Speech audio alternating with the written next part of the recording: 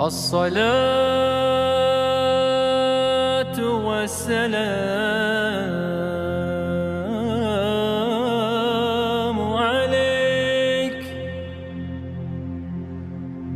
عليك يا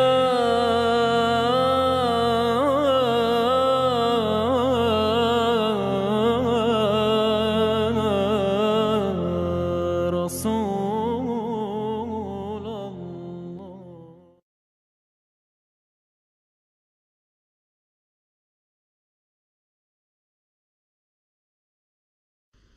Sheikh Imran Hosein, it's Friday the 8th of February.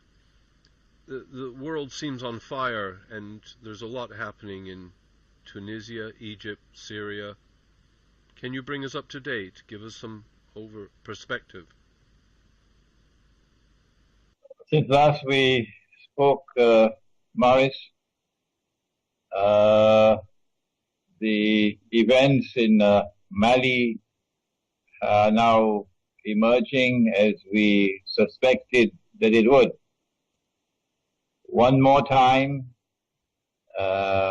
Muslims who are of the Salafi or the Wahhabi branch or sect of the faith have been taken for a ride. They were armed, they were trained, they were financed, and they were sent on this expedition, this fishing trip into northern Mali. They were portrayed as Islamic militants. In other words, the image of Islam which is being portrayed is one which should terrify the rest of the world. That if this kind of people were to take over the world, what great danger would there be for mankind? And when they had beaten their drums sufficiently, then a compliant president of Mali turned to France, as perhaps was prearranged. And France was able to intervene, and the white man came to save Africa. And so colonialism was turned on its head.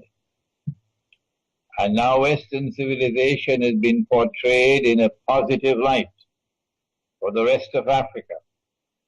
And the media is going to drum this into them, television and radio and newspapers, that had it not been for France, had it not been for the United States and other countries which intervened to help France, the implication or the result would have been that the menacing face of Islam would have established itself in Mali.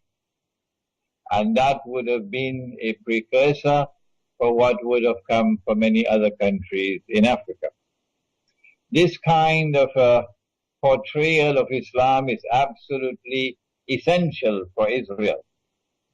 If Israel is to wage the wars that I've been saying for so long, that Israel will have to wage, if Pax Judaica is to replace Pax America, Israel will want a casus bellum. Israel will want to be able to wage her great wars and yet portray herself and portray the Western world that will be supporting it, NATO, as defenders of freedom and saviors of mankind from an Islam which is menacing mankind. So it was a propaganda bonanza, what has occurred in northern Mali. And once again, the Salafi version of Islam has been taken for a ride, and they have embarrassed us. They are people who have eyes and yet do not see. They have ears and yet do not hear. Not all of them, but these who have been at work in Libya. And as a result of their work and the intervention of their friend NATO, now the Libyan government is gone and NATO is in control, essentially in control, in Libya. And they're doing the same thing. I call them Dajjal's warriors. They're doing the same thing in Syria. These are people who are being nurtured, they're being financed, They're being trained, they're being armed to act as guinea pigs, to fight NATO's war for NATO, and to advance the agenda that Israel is advancing, so that Israel can wage her wars tomorrow to save the world from Islam. That's my initial analysis of the events of northern Mali. The second thing that is important is that the war in northern Mali has already spilled over into Algeria. While Algeria has not been a model state, the government of Algeria has not been a model government. It has been complicit in many things, of which Pakistan is also complicit, and Egypt is also complicit, in renditions, for example. Yet the government of Algeria and the people of Algeria have shown themselves to have a certain kind of independence and a certain kind of originality of thinking. And they have not been camp followers of the Zionists, not Algeria. And Algeria has been courageous enough to establish a friendly relationship with Iran. Algeria is taking a chance in doing this, pursuing this independent policy and not being a camp follower of the Zionists. And that is that she exposes herself to be targeted. And this is what's now happening. And I think many, many Algerians recognize that the next target is Algeria. But I am hopeful. I'm hopeful that the land and the people who fought France and fought France courageously until France had to withdraw, battered and beaten, France had to withdraw. Such a people are not likely to allow themselves to be recolonized so easily. And so the Western world has a fight on its hands if it seeks to use the events in northern Mali as a toehold with which to enter into Algeria, to destabilize Algeria, and to impose once again a neo-colonial regime on Algeria. It's a huge country logistically, Algeria. I don't know how it could monitor its borders. It also has been accused of assisting France in this onslaught on Mali, and it's even been accused of giving France the money to wage the war. The President Hollande was in Algeria 2 weeks before the war started. The manner in which the Algerian army, the Algerian armed forces, put down the armed hostage-taking in the south of Algeria meant it emphasized that they did not care how many had to die, but they were not going to allow themselves to be taken for a ride. That's a positive sign. The British and French and people were quite taken aback by the Algerian response in the way that they were not consulted. So it was indeed a mark of independence. They're a very difficult people, the Algerians. When I meet them face to face, they get very emotional, and they're a highly charged lot. But the West seems dedicated to destroying all tribes and culture and traditions, and Algeria is a target, therefore. That's a universal policy of the Gog and Magog world order, that they want to bring about one godless global melting pot. I saw it in New York. I saw everything being mixed together in one melting pot. And what they've been doing in New York, they want to do in the rest of the world. But that's the macro analysis. And you're right about that. But I say to you, Boris, that I am myself surprised that I get more emails from Algeria than from any other Arab country. I was educated in Islam in Pakistan and for 1 year in Egypt. I've never visited Algeria. I've lived in Pakistan for about 12 years. I've lived in Egypt for 1 year. I've never set foot in Algeria. And yet I seem to be gaining more and more popularity in Algeria.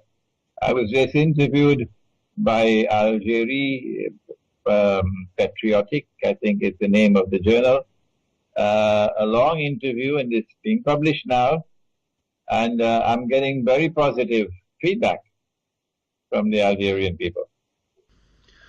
With regard, if I may change the subject, to Syria, Israel recently apparently attacked Syria, which was outrageous, and I suspect there was some behind-the-scenes reason for this, maybe related to negotiations, but there's a threat of Israel taking a buffer zone.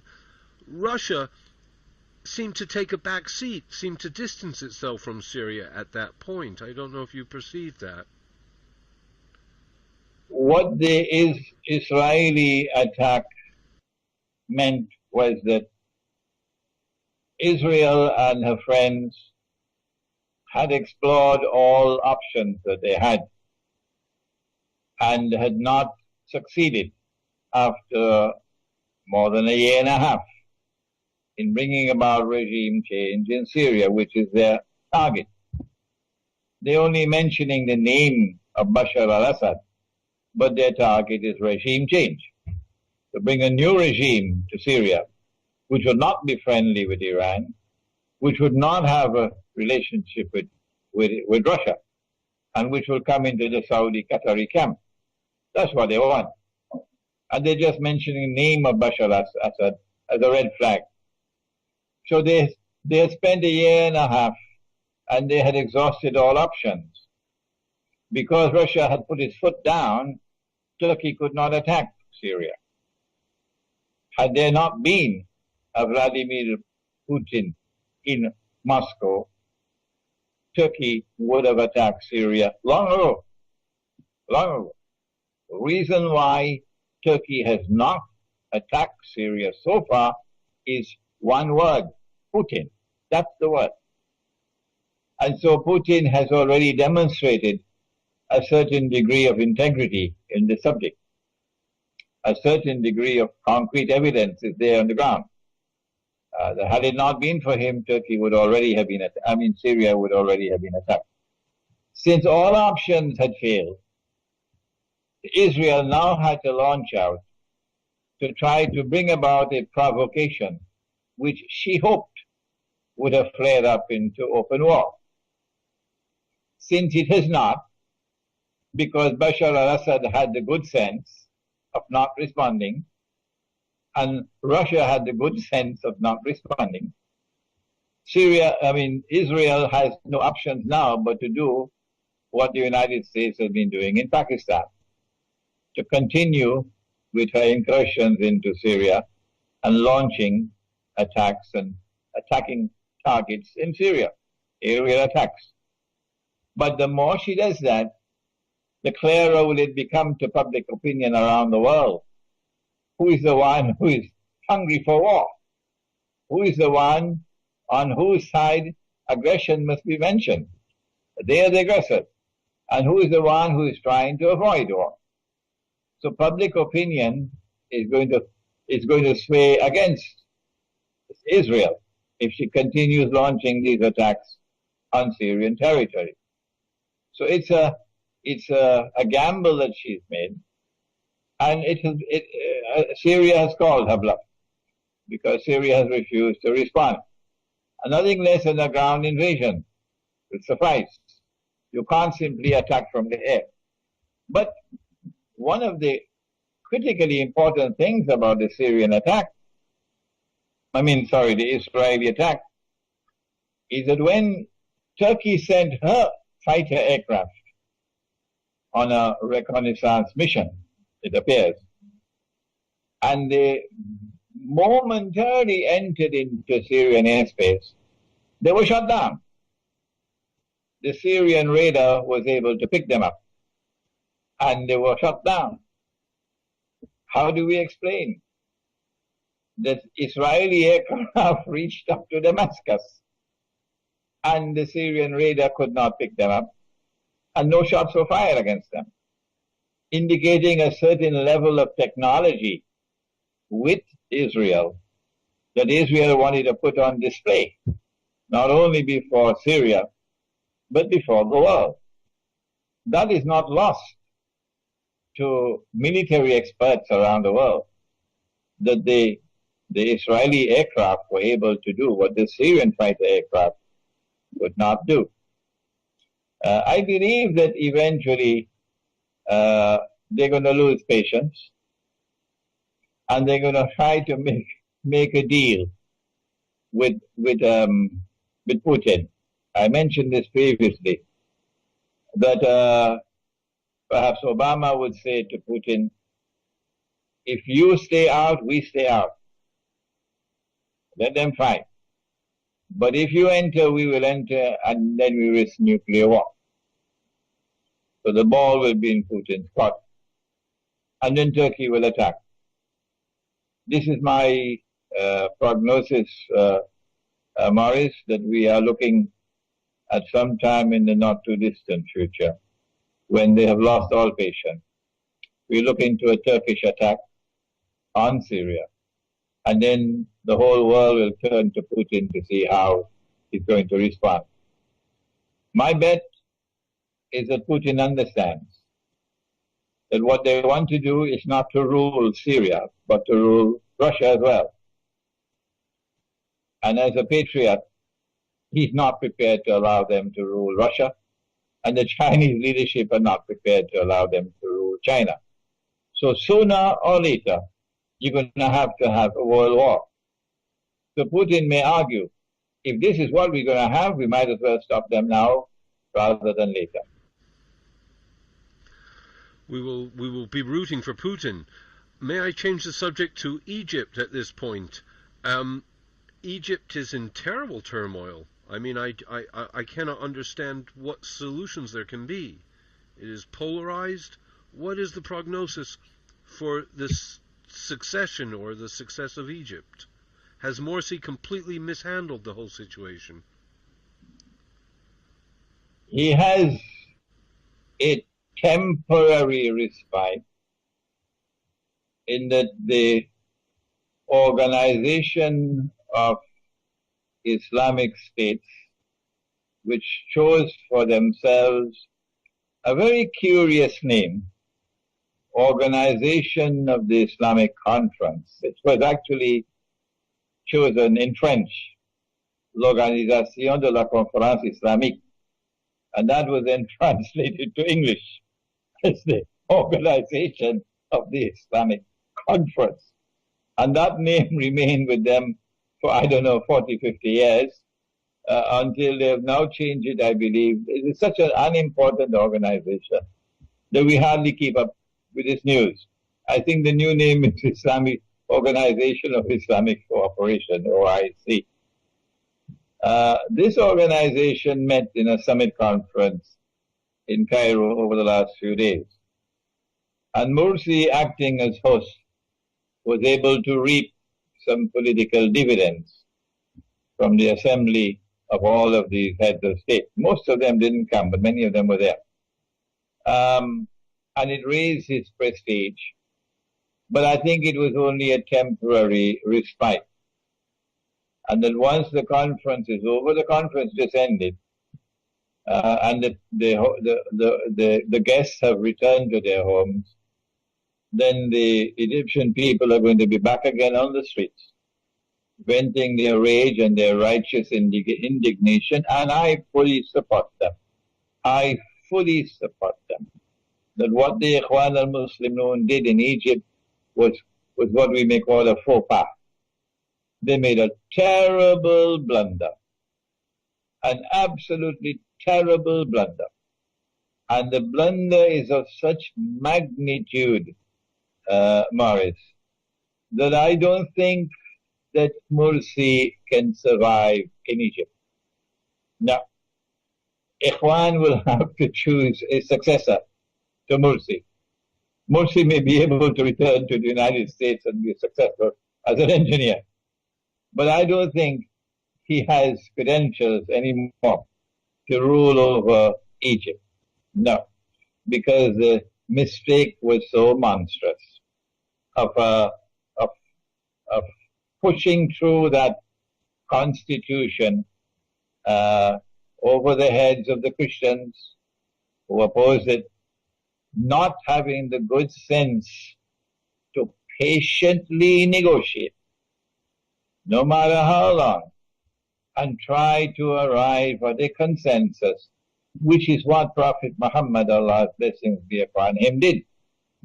And I did give a talk in which I addressed the subject, and I criticized Morsi and the Ikhwan al-Muslimun government of Egypt of violating what I called the constitutional sunnah, or the sunnah or the way of the Prophet, Allah's blessings be upon him, in matters pertaining to the establishment of a constitution. Because he did negotiate a constitution in Medina, and he spent something like 7 months patiently negotiating, not only with the pagan Arab tribes, but with a large number of Jewish tribes who were there. And you had to negotiate with each tribe, because the tribes, even the Jewish tribes, were at war with each other. And this is what he did patiently over 7 months. And at the end of it all, and without the glare of publicity, without a constitutional conference being organized, he was able to secure a consensus, an agreement of all the tribes. And that consensus became known as the Mithaq of Medina, or the first written constitution in the world. This is what Egypt needed. But the Ikhwan did not have the intellectual leadership. They did not have the capacity to turn to the religion of Islam for guidance on such matters. And so they have made a terrible blunder. What's the way forward? I don't think there's any option now, but that Morsi has to step down. And Ikhwan has to fire the advisors who led him down that path. And they have to put forward somebody else who will be more conciliatory, who will reach out to the Christians of Egypt, who were there in Egypt long before Islam came to Egypt. Oh yes. And don't forget that Prophet Muhammad, Allah's blessings be upon him, married a woman from their ranks, a Christian Egyptian woman was his wife, and he had a son with her, and that son's name was Ibrahim, and that child grew until maybe age 2 or 3, until the child died. And then he left word, the Prophet did, that we must be kind to them, for they are our kith and kin. Be kind to them, the Coptic Christians, said the Prophet, because they are your kith and kin. And so the way forward, and I'm sure that Morsi is not going to like this, but I hope that Ikhwan is listening to me. The way forward would be that Morsi be asked to step down, and that Ikhwan puts forward someone else. I don't know what's the constitutional mechanism for it. You'll have to look at the Egyptian law. And Ikhwan puts someone else who has more wisdom, who has more patience, who is more conciliatory, and try to build the unity of the Egyptian people. What Ikhwan has done is to divide the Egyptian people as they've never been divided ever before in history. And what a great achievement for Ikhwan, to divide them as they've never been divided ever before in history, when the imperative of the moment is to unite them, to form a solid wall against the enemy. I was speaking earlier about the organization of the Islamic Conference, the OIC.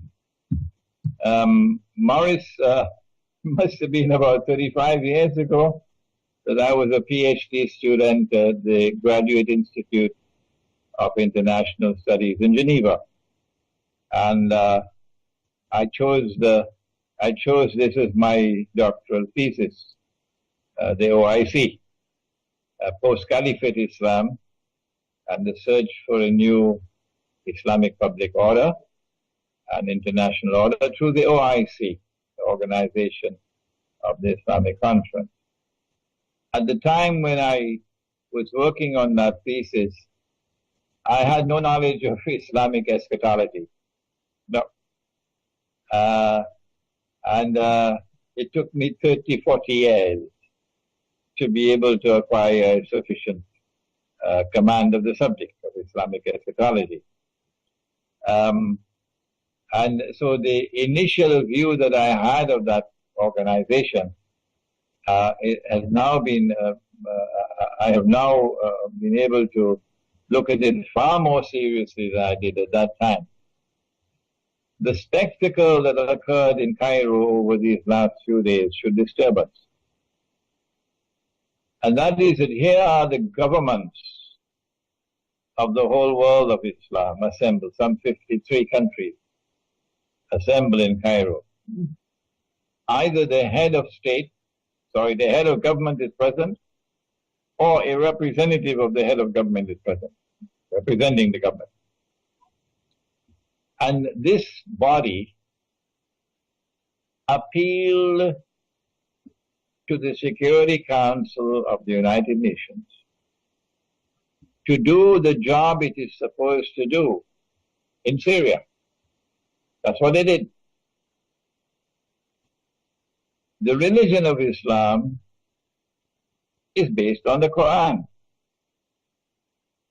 And the Quran declares that Muslims have an obligation to submit to the supreme authority of the one God.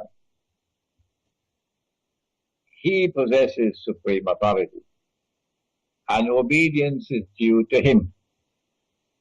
And then the verse goes on to say that subject to obedience to him, you must obey the Prophet, Allah's blessings be upon him. And then it continues to say, subject to obedience of Allah and of His Messenger, you must obey those in authority. But it continues to say, those in authority from within your own ranks.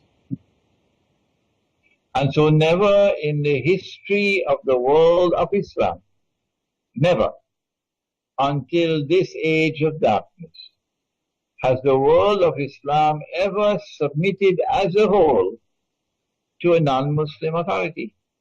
Never. Until the Zionists succeeded in destroying the caliphate and in then breaking up the world of Islam into little pockets called nation states, and then putting the governments of these nation states into black jackets and bow ties, and introducing them to the civilized way of life as members of the United Nations. And when they acceded to the Charter of the United Nations, they placed themselves under the supreme authority of the Security Council.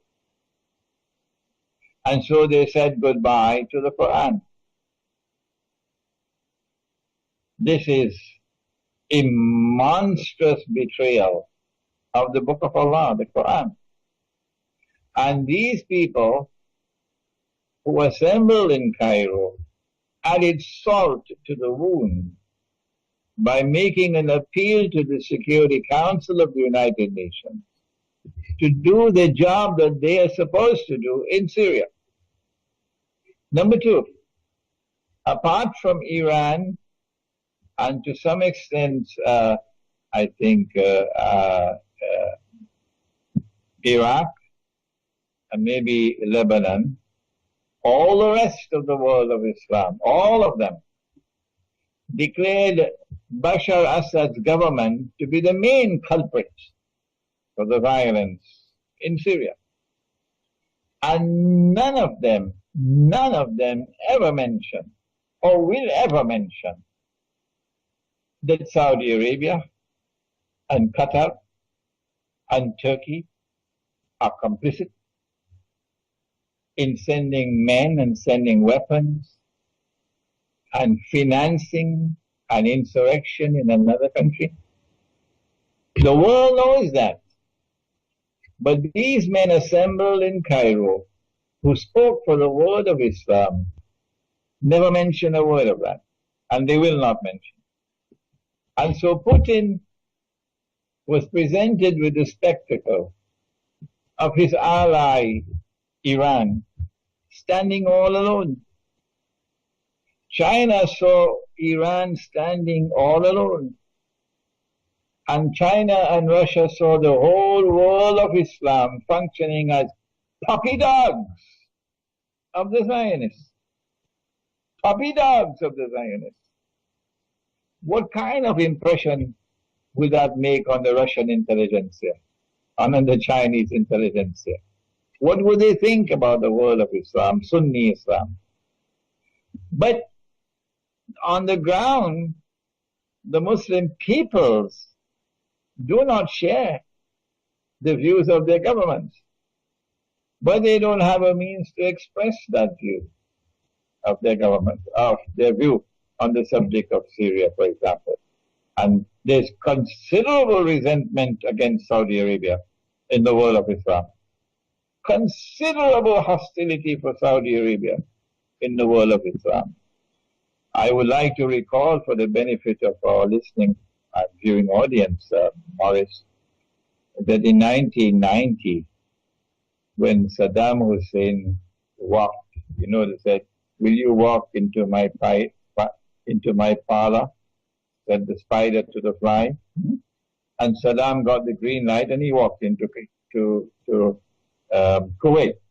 They set a trap for him and he walked into it.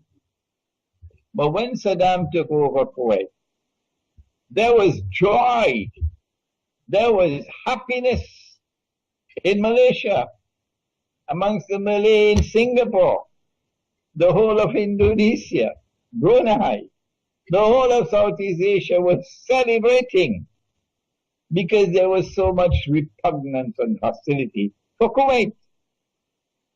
The same feelings they have for Saudi Arabia. And I have absolutely no doubt that when Israel begins her wars, which I know it's coming, they're coming, and she attacks Pakistan and Iran and Syria and Egypt and so on, you will find the Muslim peoples around the world rising up in great anger, great hatred. Little Israel, that is Singapore, is going to have the mother of all problems when Israel comes out from behind the curtain. And so the sentiments of the people are variant with the position of the governments. And it is I thank you that I get this opportunity through this interview to send a message, if it reaches, to the Russian intelligentsia, to the Russian government, to the Chinese intelligentsia, to the Chinese government. They do not be fooled by what happened in Cairo. These are only the so-called leaders of the world of Islam who all have to bow down before the Zionists. But they do not represent the views of the Muslim people. You mentioned Iran as standing alone. I assume it did not vote for this reference to go to the Security Council. And also, Iran seems to have a lot of influence on Morsi and the Ikhwan. Is that the case? No, that's the window dressing. That's the window dressing. No. Morsi is very firmly in the Hillary Clinton camp. They can't move out of that camp. They must have made a deal with Washington to be able to get to where they are today. And there's no way they can get out of that embrace. No. So they can try whatever they want with Iran, making a visit to Iran or getting Iran to visit. It doesn't change the ground, the reality. The reality is that Egypt is in this camp. And Egypt cannot move out of this camp to form any kind of a rapprochement with Iran. No. And you said that Iran stood alone. I presume it did not agree to the vote to go to the UN. It expressed reservations on the vote concerning Syria. And I know that Iraq also did, and a third state, perhaps Lebanon. All three of whom have a Shia majority.